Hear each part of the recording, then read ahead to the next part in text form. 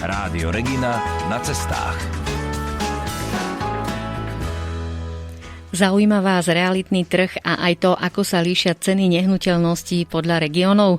Tak aj to sa dozvieme od Ladislava Eliáša, ktorý je aktuálne v realitnom dome v Žiline. Ale začínam tým, aká bola cesta po Podstrečno. Želám pekný slnečný deň zo Žiliny. Veľmi dobrá cesta bola, taká pohodová. Oddychol som si, nemusel som šoferovať, pretože som cestoval vlakom. Tak odporúčame tento spôsob dopravy, keď pôjdete do Žiliny.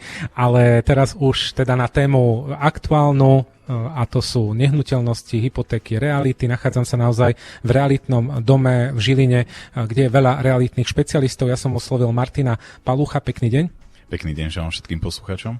Martin, vy ste sa nedávno vrátili z konferencie z Českej republiky a dozvedeli ste sa tam veľa nových tém, ktoré sa budú týkať aj Slovákov. Tak nahradia realitných maklerov časom roboti alebo umelá inteligencia? Ako to vyzerá? Neviem, či práve roboti, ale možno aj tá umelá inteligencia nejakým spôsobom odľahčí prácu realitných maklerov, čo už sa deje v podstate teraz. A ja napríklad využívam umelú inteligenciu v rámci svojho podnikania. Vrátime sa k téme regionálnej.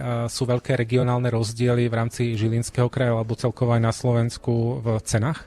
Všeobecne na Slovensku sú tie rozdiely v cenách práve medzi krajskými mestami, potom okresnými mestami a samozrejme potom nejakými menšími obcami, pretože z tých menších obcí odchádzajú ľudia a ostávajú vlastne v tých väčších mestách, alebo teda aspoň povedzme v tých krajských mestách, ako je napríklad Žilina, Banská Bystrica a podobne. Slováci sú šetrný národ, rádi by sme ušetrili na každom eure, tak povedzme, či sa dá ešte teraz v marci ušetriť napríklad na vkladoch na katastri. To je veľmi dobrá otázka, pretože od 1. apríla sa menia poplatky na katastrálne konanie. To znamená, že zo 66 eur od 1. apríla to stúpa na 100 eur a zrýchlený vklad z 266 na 300. Ešte sú aj tzv. Online podania, kedy máme elektronický občiansky preukaz cez Slovensko.sk, tam sú tie 50% úľavy stále? Presne tak, takže bude to stať teraz po novom 50 a 150. No a ešte jedna možnosť, ako ušetriť, alebo teda ako zvážiť príjem živnostníkov, kedy porovnávame predchádzajúci, alebo ešte rok 2022, teda o čo ide?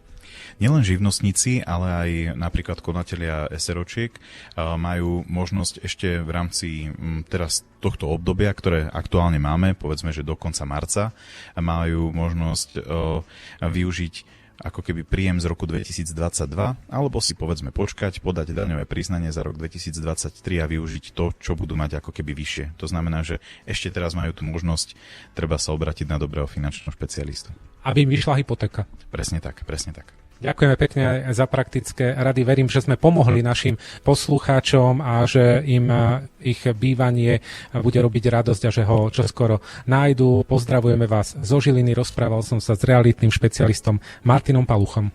Tak to bol Ladislav Eliáš, tak veríme, že všetci dobre kúpite, výborne predáte v každom prípade a Lacovi šťastnú cestu vlakom zo Žiliny do Banskej Bystrice.